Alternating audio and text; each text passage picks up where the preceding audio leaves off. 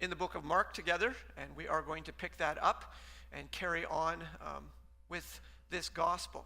If you remember from times being in past, when we were discussing this earlier, this is a story about Jesus' life, and Mark wants us to see the life of Jesus. That's what the gospel means. It is good news.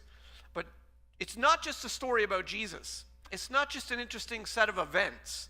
Mark has a thesis. Mark wants a point that he wants everybody who reads this book to catch on to. He wants people to recognize that this is the gospel, the good news of Jesus Christ. He uses the word Messiah, the anointed one, that this is not just a man and a regular routine of a day. This is a man who has a position from God. He's anointed of God. And more than that, Mark, right at the top of his gospel says that he is God the Son of God. He recognizes there's deity to this person. So Mark, right at the start of the gospel, wants you to be very clear on where he's going and what he wants you to see and who he wants to introduce you to. Jesus is nonetheless a controversial figure. This is still true to this day. He was so controversial, in fact, that he ended up being nailed to a cross. And in fact, it is the reason that he died, because of a controversy that he stirred. And this is what we see through the text that we're looking at this morning. There is a conflict that begins to brew in Jesus' life that ultimately will lead to him being crucified. And we begin to see Mark brings us right to the tempest and begins to throw us right into this constant battle between him and the establishment. Verse 13 of Mark 2. He went out again beside the sea, and all the crowd was coming to him, and he was teaching them. And as he passed by, he saw Levi, the son of Alphaeus, sitting at the tax booth. The tax booth would be, in our terms, we might call that even a toll booth. The land was divided. I believe it was divided into 4. It was under Roman rule, and so they had opportunities to tax you. If you were to move from one district to another, they set up a tax booth at the road that led from one boundary to the next. And so as you pass into the other one, they'd say, I'm sorry, you can't enter until you pay a tax. And so they had taxes on taxes. And Levi was sitting at this tax booth. Levi, it's all we know about him right now. Levi is a Jewish name.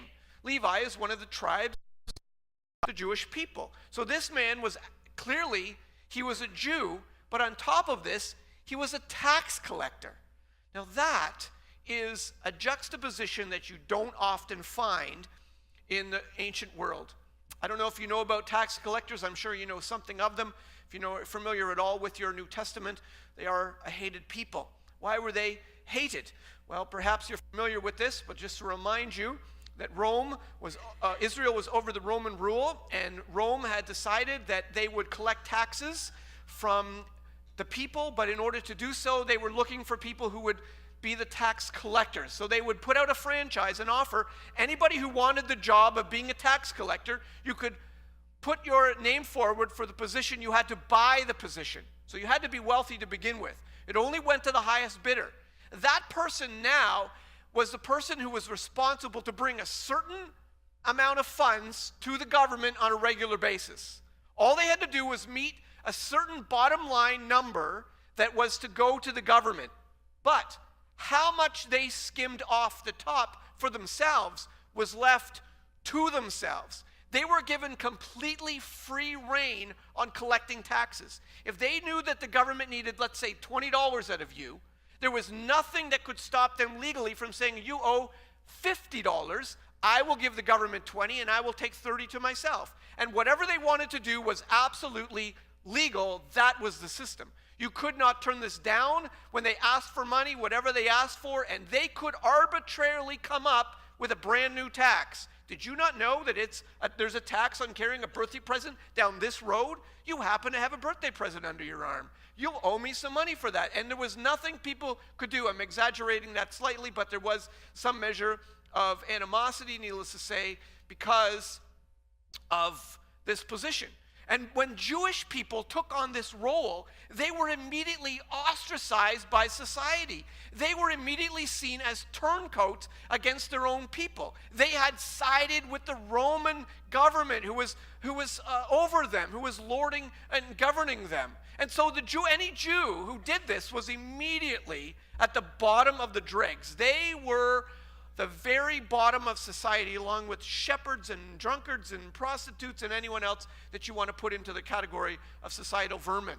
They were so disregarded by the society that, in fact, of course, because they're tax collectors, they were clearly known to be deceitful, because they all the time about how much taxes they owed. So there was no possible way they would be allowed to testify in any court. They were excommunicated from the synagogue, so they were cut off from their culture and from their background, especially if they had grown up as a Jew. Their whole history was taken from them. They were kicked out of the synagogue, was tantamount, which is tantamount to the worst thing that could possibly happen to you as a Jew. And their entire extended family, anybody who was related to you, was now looked upon as less than stellar. Their own reputation was sullied.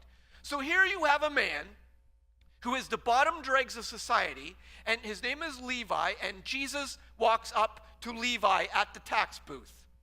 Levi, the son of Alphaeus, we don't know who Alphaeus was, sitting at the tax booth, and Jesus, he said to him, "Follow me." Now, we don't know the relationship that took place here. We don't know the background story of how they knew each other and why it is that Jesus speaks two words, and he rose and followed him. But here's what we know. Mark wants us to just see the truncated version of this. This man, Levi, who, in case you don't know, is also known as Matthew, who wrote the Gospel of Matthew, is now at a turning point in his career, in his life. If he stands up, he is burning the biggest bridge of his life. There is 100 people waiting in line for his job. Everybody would want to be wealthy, being a tax collector. Anybody who's willing to give up their own reputation and who's willing to take on that kind of lifestyle, and anyone who's underhanded. There were plenty of people in any society. And the moment he stood up was the moment he burned his absolute bridge. There is no going back. This man, as we saw earlier in the text in the book of Mark, did exactly what the other disciples do. Left their nets, left their father, and followed Jesus. Discipleship costs everything. Levi got up and began to follow. Well, this began an incredible furor. As he reclined at his house, this is as Jesus reclined at Levi's house, many tax collectors and sinners were reclining with Jesus and his disciples, for there were many who followed him. I just want to say, as I read this verse, because we need to keep moving this morning, that a lot of people like to say, where would you find Jesus if he were on earth today? He would be found in the bar. He would be found on the street. I can't help but disagree with that. Jesus is not going to these people. These people are going to Jesus. There's a difference. Jesus is just being himself. And just being himself, they are now attracted to what he's offering them, because they have lived lives that have brought their own spiritual state to such a decline, to such a weariness, to such a sense of guilt, that they're recognizing in this Jesus an offering of forgiveness that they found nowhere else in religion. And these people are drawn to him. He is at Matthew's house. They are not off in some saloon somewhere working with the rubby-dubs. They have gathered to celebrate who Jesus is. And they are gathering together, and all these people are there. And a time of celebration, it would seem. Reclining is what they would do in the ancient Near East. In the first century, when you were eating, you would eat on one elbow, you would lie down, as you do often in Eastern cultures. Verse 16, here's the problem. The scribes of the Pharisees, when they saw that he was eating with sinners and tax collectors, said to his disciples, "Why does he eat with tax collectors and sinners?" In the first century, as it often is today, but not always, our culture is a little looser with this. If you're eating with somebody, you are agreeing with somebody. If you are sitting down to a meal with that somebody, you are saying, in essence, I am with you, you are with me. We are brothers in arms. Whatever your life is, I agree with it. Whatever my life is, you agree with it. We're together. That's in essence what you were saying. You were making a statement by eating with these people. And so the problem immediately arose because Jesus was a Jew who was seen as a rabbi. And in the mind of the Jewish people, this was a big point of conflict. How could Jesus be eating and drinking with tax collectors and sinners even more? What is this rabbi doing? It is tantamount to ruining his entire career.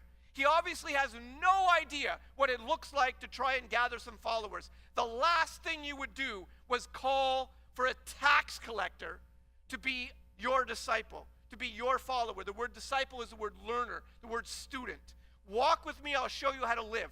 Walk with me, I'll teach you how to behave. Walk with me, I'll teach you the ways of God. Walk with me. Why would you call a tax collector if you are trying to be a rabbi? You see, from the perspective of people who are working and earning their way to God, it makes no sense. From the perspective of somebody who believes that you and yourself have the ability to reach God, it will never make sense. Why would you call somebody who clearly is going to ruin your reputation and clearly is going to sully you by just your very virtue of being near them? You yourself can't be holy and right if you're with these people. You see, they're talking to somebody they've never met before. They know nothing of grace. They know nothing of forgiveness. All they know is their own self-efforts. And this Jesus immediately brings their culture into conflict, and he faces it head on. Jesus was accepting those who did not measure up to their spiritual standard. And so, there's a conflict. Jesus responds to them. When Jesus heard it, he said to them, those who are well have no need of a physician. This is so obvious. Those who are sick, you don't wake up in the morning and say, well, I don't have a fever, I don't have a stomach ache, I don't have any aches and pains, I'm feeling really good, I think I'll go to the doctor. Clearly, nobody does that. It's not how it works. The healthy people do not need a doctor. But those who are sick go to the doctor. Do you see what he's saying? Why have these sinners and tax collectors gathered around me? Because they recognize that I'm offering something that religion does not offer. I'm offering them forgiveness and grace. And they recognize their own spiritual sickness. They've come to realize their own spiritual disease. And I am the physician who can heal them, in essence, is what Jesus was saying. They've gathered to me because they are sick, and I am the doctor, and I am the only one who has what can cure them. Your religion has nothing for them. I've not come to call the righteous. The self-righteous is what is implied there. If you think you don't need God, you will always stumble over Jesus. If you think you're good enough for God, Jesus will never make sense to you. Even in this crazy world that thinks it's disregarded God, it's the other side of the same coin. It's the other side of the same coin. They think that you should be able to live any lifestyle on your terms, any way you want, as long as you don't break your own moral code, and God is obligated to you because you are a good person. It is the same thinking even today. Although we may not be religious in our culture, people who try to find God, who think even regard God in any respect, they believe that they are good enough. I've not come to call the self-righteous. I'm not interested in you if you think you're religious enough. I'm not talking to you if you think you've got yourself sewed up and you're all fine with God and you've got this in with the man upstairs and whatever your heart tells you and lies to yourself that you're good enough for God. I didn't come for you. What kind of a man is this? You know, people talk about Jesus coming for everybody, and then he just says this. I didn't come for the righteous. I'm not calling the righteous. I'm coming for sinners. The only people who are listening to him, this is where the conflict lies, the same today. The only people who are going to listen to him are people who understand who he came to call. People he came to call the sick, spiritually dying, the spiritually diseased. They're the only people who are interested in him. So, the conflict rises. Not only is he interested in sinners, which makes no sense to the religious thinking, there's another conflict. John's disciples and the Pharisees were fasting. People came and said to him, why do you, John's disciples and the disciples of the Pharisees fast? Your disciples do not fast. John's disciples, these were people who were baptized by John the Baptist. They were obviously following John the Baptist. We'll not get into all the semantics of who they are, but clearly they had taken up a practice of fasting. I just want to make clear that the Old Testament laws only makes one claim to an Old Testament fast. There's one law, Leviticus 16, verses 29 to 31.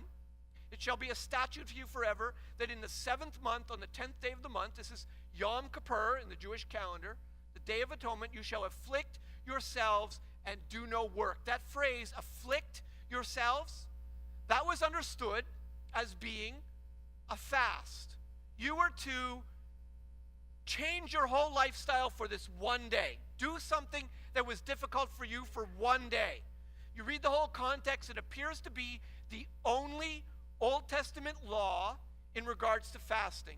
But you see, the Jewish people loved religion. And so they heaped religion upon religion, and they made fasts a requirement to the Jewish people. Outside of the law, there was only one law, only one requirement, one day a year, that you were by law required to fast. But the Jews, they fasted 2 days a week, Monday and Thursday. In fact, in a parable that Jesus gives in Luke 18, this is just a parable. The Pharisee, standing by himself, self-righteous as he is, prayed thus, God, I thank you that I am not like other men, extortioners, unjust, adulterers, or even like this tax collector. I fast twice a week. This is what makes me a good Jew. This is what earns my favor before God. This is what makes me acceptable to God. It's not what not what I do, it's what I don't do. I'm just good because I don't do this, I don't do that. I've got all these don'ts in my life. I don't eat on Monday, I don't eat on Thursday, and look how good I am because I don't do things.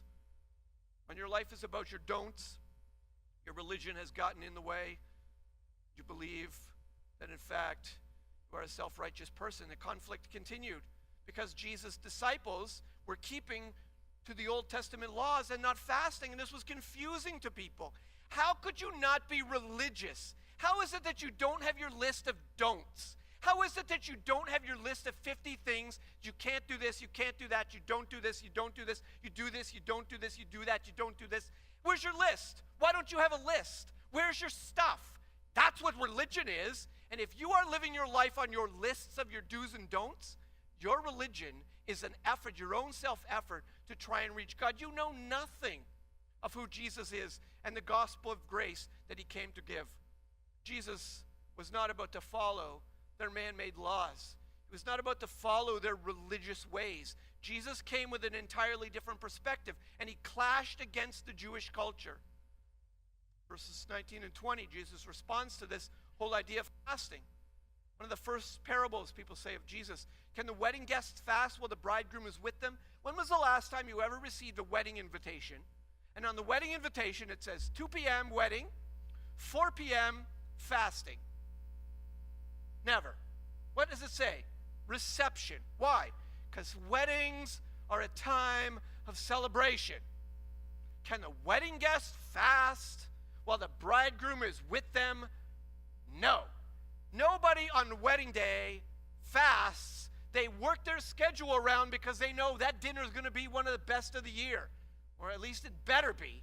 For the price that I paid for their wedding gift, better get my money back out of that meal. Anyways. No, they don't fast.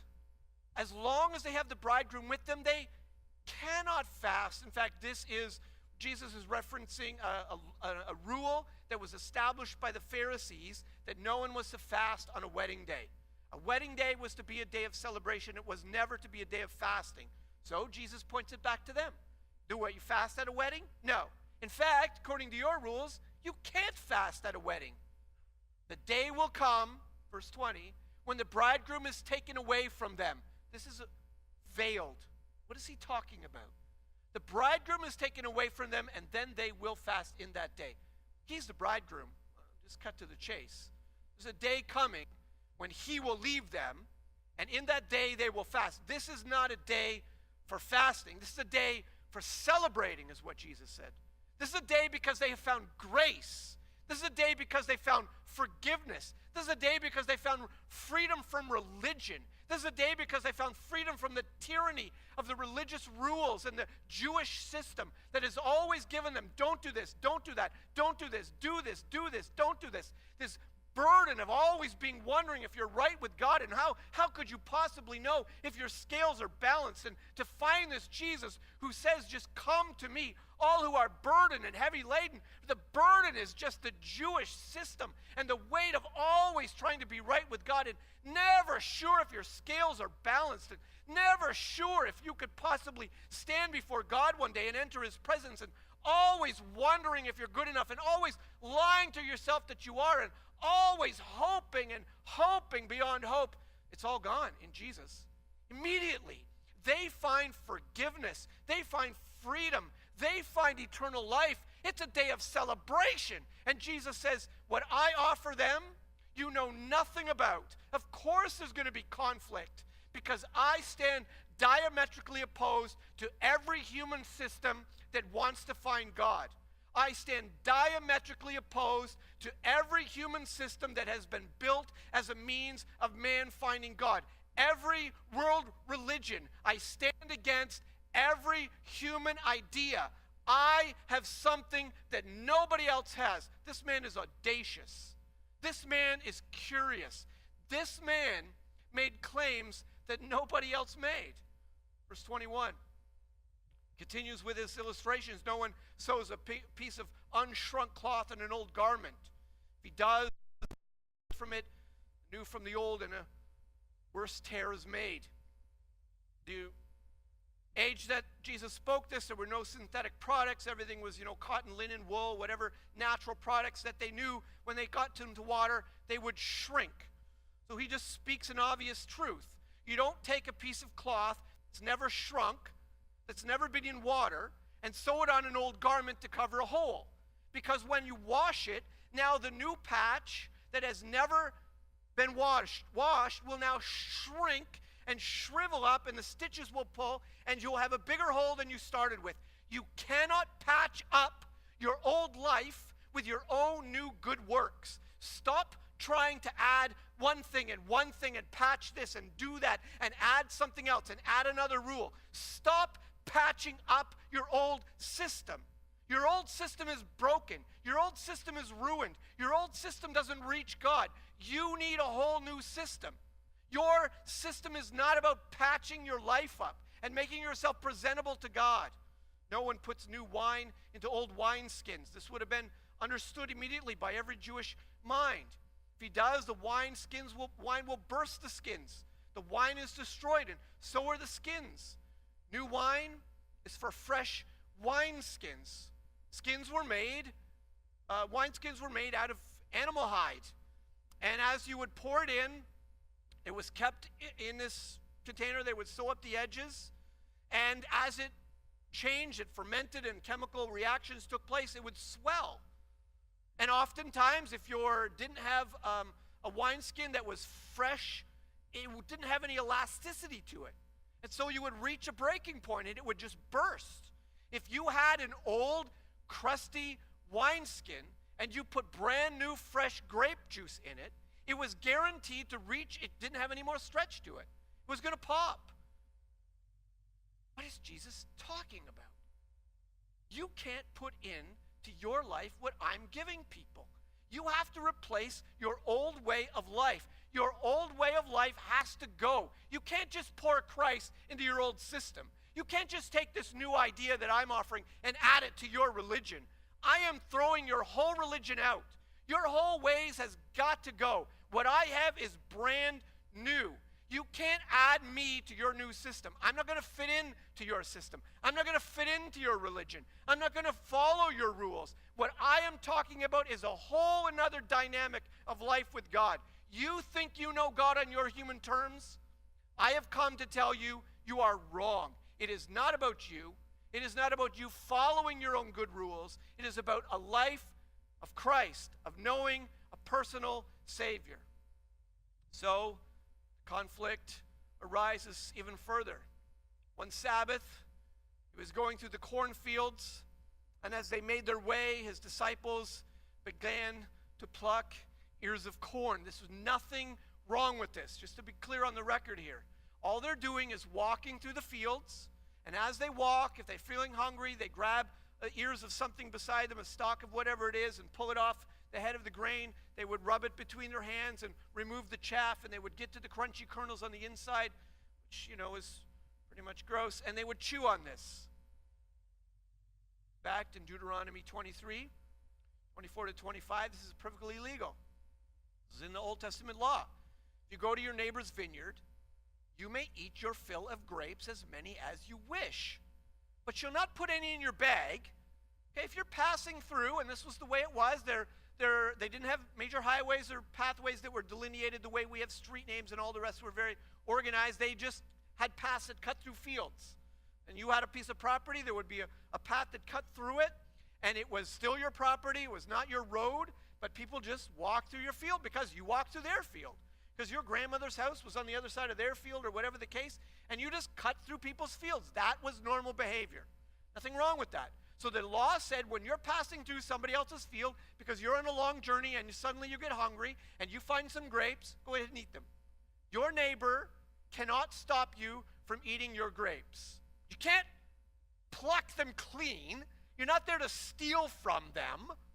You're not going to put any in your bag, and if you go into your neighbor's standing corn, you can pluck ears with your hand, but don't put your sickle to your neighbor's corn. This is not permission for you to go and harvest their fields. But as you're passing through, you can eat them. That's what they're doing. But it so happens they're doing this on the Sabbath. The Jewish Sabbath, of course, was a Saturday. The Pharisees were saying to them, why are you doing what is not lawful on the Sabbath? Whoa. Who said this is not lawful on the Sabbath? Where do you find that anywhere in the Old Testament? What you find is, when you're passing through your neighbor's fields, if you want some grapes, eat them. When you're passing through and you find some corn, if you want it, you eat it. That's what the law says. Who said this was not lawful on the Sabbath? You know who said? The Jewish people said. Here's what the law says in regards to the Sabbath. 6 days shall work be done. But the seventh day is a Sabbath of solemn rest. That's all we know. That is the extent of the Old Testament law in regards to what you, quote unquote, can't do on a Sabbath. You're not to work. This was meant to be a blessing to men. This was meant to be a blessing to the human race. This was meant to give us a day when we set aside all the busyness of our lives and we rejuvenate ourselves. We celebrate who God is. We enjoy our families. It was meant to be a blessing to us. It's a good thing. And what is the rule? If you're a farmer, don't farm. If you're a merchant, don't merch. I don't know what the verb is. If you're a barber, don't barb. And on it goes, okay? Whatever your work is, there's a day when you don't work. That's the law. But what have the Jews done? Well, it says a solemn rest. What is a solemn rest? I know. We need to explain what a solemn rest is. We need to make it really super holy and solemn. So, of course, as religious people do, they make up a set of rules. There's a book, a classic book, Alfred Eldersheim, that wrote Life and Times of Jesus the Messiah. It's a storehouse of interesting tidbits and information on the background of the New Testament. Let me give you some of the rules of Sabbath laws that are found in the first century. The Talmud was written shortly after Jesus' life and recorded these, and we still have them to this day. There are 24 chapters in the Talmud on Sabbath day laws. Here's just a smattering of them. This is what now you know what a solemn rest is supposed to look like. Cannot travel more than 1,999 steps. If you take a 2,000 step, you have gone too far. This is known as a Sabbath day's journey. However, if you put food at 1,999 steps, you can eat that food, and now you begin a second journey, and you can go another 1,999 steps. You can either turn around and go back again, or you can continue your journey. Either way, you're not breaking the law. This is a solemn rest. If you lift something, there are limitations on the Sabbath on where exactly you can put it down. You can read about it if you care to know. You can't just pick something up and put it down nilly-willy. You can only put it down in certain places. Nothing could be carried that weighed more than a dried fig. True story. An object could be thrown in the air, but you could not catch it with the other hand. You could only catch it with the same hand. It's a Sabbath day rule. If a person was reaching for something on Friday at sundown, at the moment the Sabbath began, he was to let the object go, but he could not return his arm. Sabbath rule. A tailor cannot carry his needle, a scribe his pen, a student his books, for fear that you might be tempted to do something that you shouldn't do because it's a solemn rest. There was to be no plucking of any kind. You couldn't pick fruit from a tree or in any way, so therefore there were no tree climbing, lest one inadvertently snap off a branch and by doing so pluck a branch from a tree. No clothing could be examined, lest you might find lice and be tempted to kill it. That in fact would be work. Clothes could not be washed, nothing could be sold, nothing could be bought, no fire could be lit. Cold water can be poured on warm, but you cannot pour warm water on cold. Okay. You cannot take a bath on the Sabbath for fear that water dripping off your body might wash the floor. You cannot light a candle. If the candle is already lit, you cannot put that candle out. Women were forbidden to look in a mirror since they might be tempted to pluck a gray hair. Just telling you the Talmud laws. I'm not making a statement in any way. I know they sound ridiculous to us, but could you imagine being raised in this culture and being told that this is what you must do or God will get you?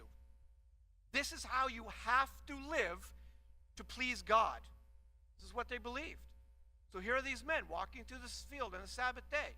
They have been raised, being told, women cannot wear jewelry. Why? It's obvious. Weighs more than a dried fig. A radish cannot be left in salt to pickle because that is work. You can't make a knot, untie a knot, or sew more than 2 stitches. In fact, you can't write more than 2 letters. When I say letters, I don't mean letters as in full letters. I mean 2 alphabetical letters. You're going to write a letter, you write it, Dear Sir, D-E, you're done for the day. 2 letters. That's all you're allowed on the Sabbath day.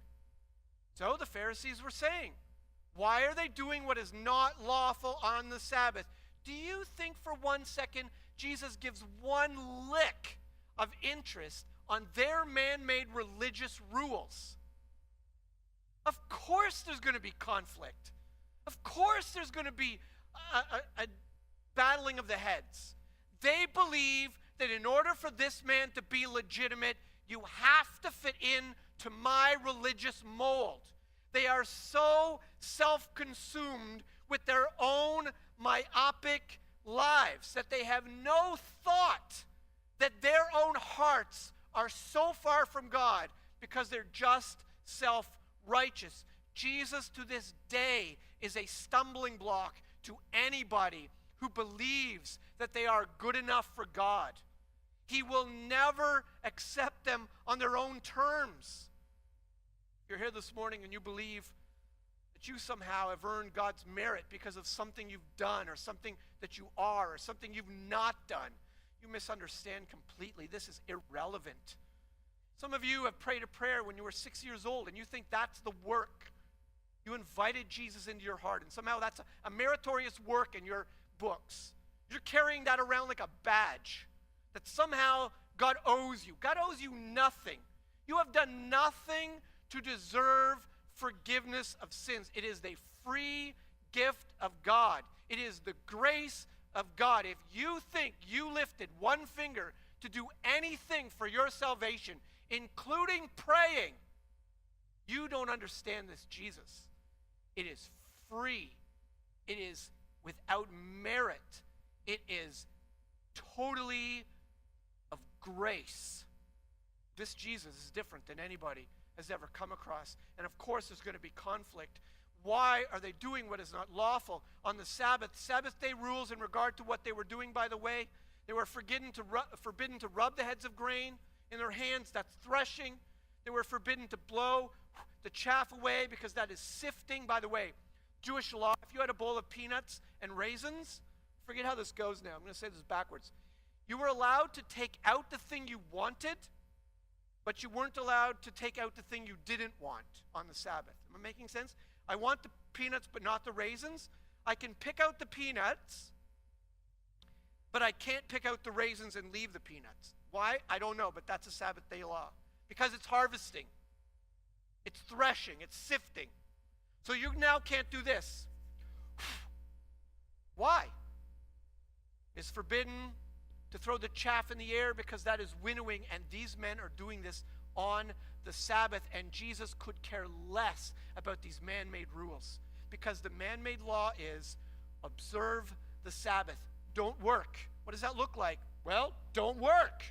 Doesn't mean don't live. And what they had done was, rather than make the Sabbath a joyous day, they'd made a day of burden, the worst day of the week, the worst day when you possibly could ever imagine, where you had to sit on your bed and stare at the walls because for fear you would breathe and do something wrong. It was a burden day. It was not a day of celebrating God. It was not a day of joy. It was not a day of excitement. It was not a day of rest. It was a day of burden.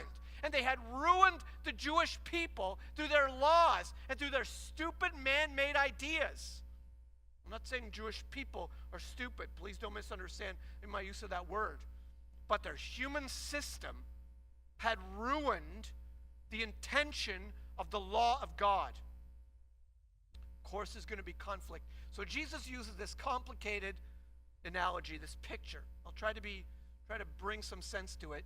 He said to them, have you not read, he's talking now about 1 Samuel 21, have you not read what David did when he was in need and he was hungry, and those who were with him? David has now gone to the town of Nob where the sanctuary is, okay, the tabernacle, temporary tabernacle, not a building. It's a tent, rods, curtains set up. And he's gone there, he's fleeing Saul, who's making him run for his life. His men are hungry. He shows up in Nob. He knocks on the door of the priest. Here's the story. This is what Jesus is referencing. And he entered the house of God in the time of Abiathar the high priest and ate the bread of the presence, which is not lawful for any but the priests to eat. He also gave it to those who were with him. What is he talking about? There is bread in the tabernacle that was to be fresh once a week, that was to represent the 12 tribes of Israel, that was to represent the fellowship that Israel was to have with God. Food equals fellowship. Food equals relationship. You eat with somebody, you're with somebody. So there was bread, hot bread, every week. It was never to go stale because your relationship was to stay fresh. It was a symbolism. And the priests were the ones who were allowed to eat it. David shows up. Him and his men are hungry. It happens to be the day they're changing out the bread, and the priest says, all I've got is this bread. He gives it to David and his men, and they eat it, the bread that is only for the priests. And Jesus is pointing out a point of discrepancy where somebody didn't keep the letter of the law all the way to the letter of the law. And Jesus is saying, what are you going to do with that? You think you've got your little minutia about what you can and can't do on the Sabbath day? Your understanding of the law has exceeded the intention of the law. Your interpretation of the law has overreached what the law was intended to do. That's an example of it. The law was intended to represent all the fellowship and all the joy that Israel knew with God. But heaven forbid somebody should starve to death at the temple because there's bread here, but you can't eat the bread. Mercy triumphs over the law. Mercy triumphs. The intention of the law was the intention of the law. Don't overreach the law. And they had put rules on top of rules. If that illustration hasn't confused you, you're in a minority. That's a challenging text that Jesus throws in there in the midst of his conversation. He said to them, the Sabbath, this is a bombshell. I don't know if you connect this. The Sabbath was made for man, not man for the Sabbath. I say this to myself every time I need gas on a Sunday. Sabbath was made for man. It's there to serve me.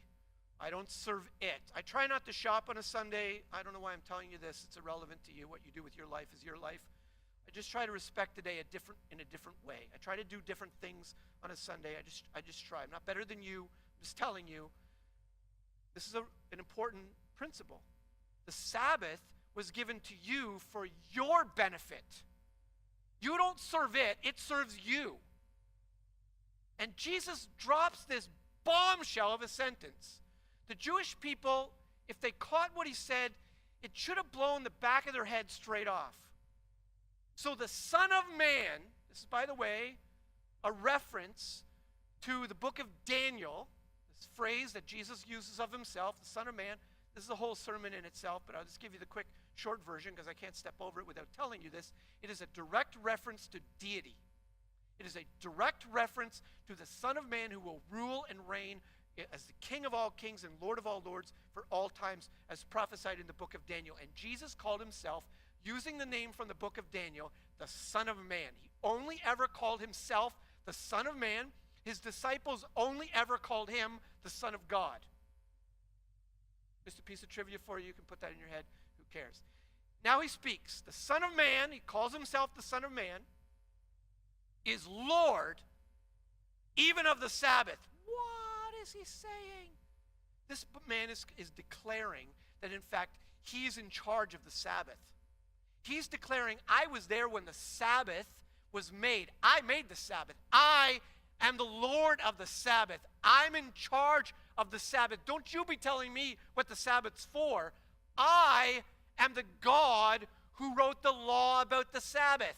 Well, that should get their attention. The Son of Man is Lord of the Sabbath. So not only is there a conflict because he's got sinners and tax collectors who are following him and who are not religious enough because they're not fasting, but now Jesus himself is allowing his disciples to violate these man-made Sabbath laws. And there's conflict here. Jesus is saying your human efforts are useless. Your man-made religion is not getting you anywhere. So Jesus, just to wrap this up, I'll just read the first 6 verses of chapter 3 because they all go together. He entered the synagogue, and a man was there with a withered hand. Synagogue is a Sabbath day. Recognize, right after this conflict about the Sabbath, he entered the synagogue.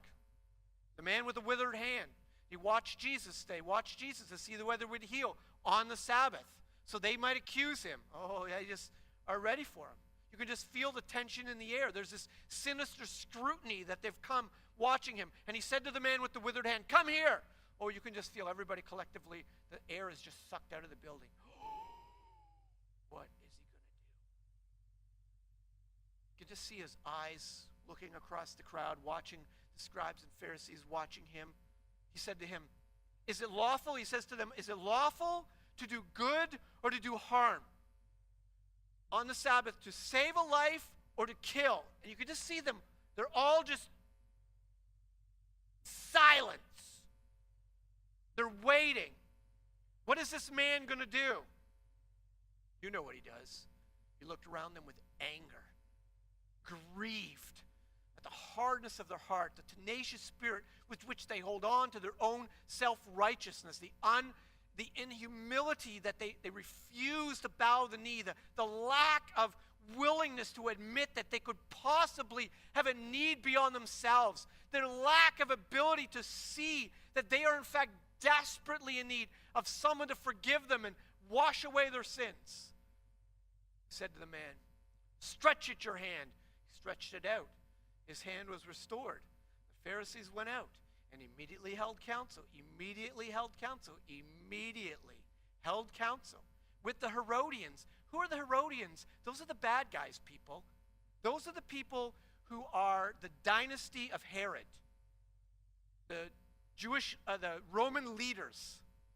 They get together with their enemies to make counsel how they can destroy him. Do you realize that the Sabbath issue is what took Jesus to the cross? This is why Jesus was seeking all the more. This is why the Jews, were seeking all the more to kill him. John 5:18. Because not only was he breaking the Sabbath, but he's even calling God his own Father, making himself equal with God.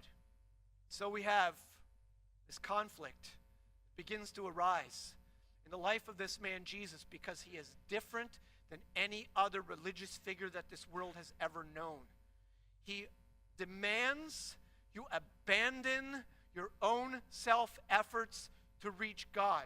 He demands that you leave everything to follow him. That includes your sin, yourself, your dreams, your reputation. There is something about this man that is different than anybody else. If you don't know Jesus on your own terms, on his terms, you only know him on your own terms, you don't even know him. If you've never come to abandon your life to this